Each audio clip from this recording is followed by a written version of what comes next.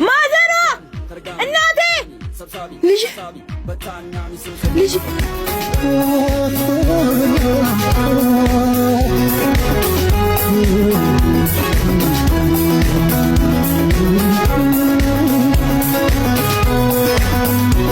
ማዘሯ በጣም ናፍቀሽ ነበር ልጅ።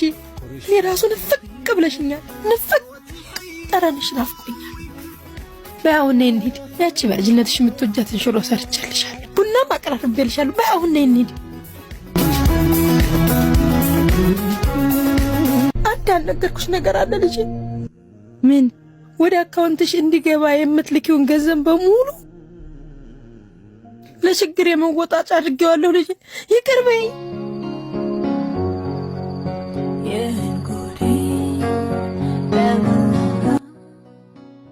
ተነሺ ማዘሯ። እሷም ይቅርታ ካላረግሽልኝ በቃ አድርጌልሻለሁ። ተነሺ። አመሰግናለሁ ልጄ። ችግር የለውም። አሁን ምን ሊሆን ነው?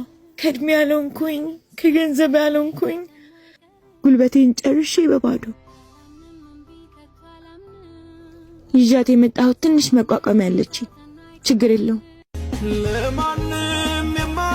በቃ ይሄም ያልፋል። በአዲስ ዓመት ልዋጭ ያበደ ቃልና እንደ ሁሌው ያበደሽ ውዳ ነው። ስንት ላለ ወያሊው አረባክ ጸደሽ ውዳ ነው። ወር እንኳን አላረጉ 350 ይመችሻል። አረ ምን እሺ፣ እሱ እኮ 3500 ነው የገዛው። ሲጀመር እንደዛ አይሆንም እያልኩ አንተ እኮ ነህ ጥፋተኛ። ደግሞ ትከራከረኛለህ እንዴ? ወይኔ ወንድም ካለበት አይብስም። 5 ጥቁር ተወስዷል። አምጪው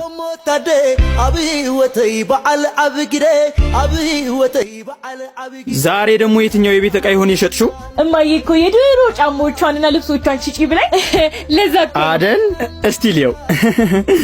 አረ ወንድሜ ደክሞሃል። ባይሆን ምሳል አቅርብልህ። ብታይ በጣም የምወደው ወንድሜ ነው። አንዳንድ ሰዎች ግን አይገርሙ ውሰደው ሲባሉም አይገባቸውም። ሂጂ ወደዛ። የሆነ መረጃ እያስተላለፍሽ ነው አይደል? አይደለም። አንዳንድ ሰዎች ግርም አይልህም? ማዳበሪያ ውስጥ ከቶ ብር ከፍሎ አልሄድም ሲል አንተ አትሄድም እንዴ? ቆይ እንዴ ጫማዬ ላንተ ይቅርታ። እሺ አንቺ ማርያ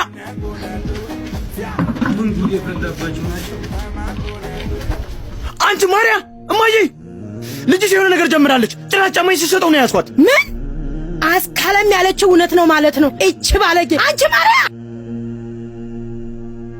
አቤት። ይሄ ላይሽ ላይ የከመርሽው ከእኔ ያመጣሽው? አረ እማዬ ኤልሳ ናት የሰጠችኝ። ከዝንጥ ሂማን ሄር ነው የገዛችው። እሷ በፌስቡክ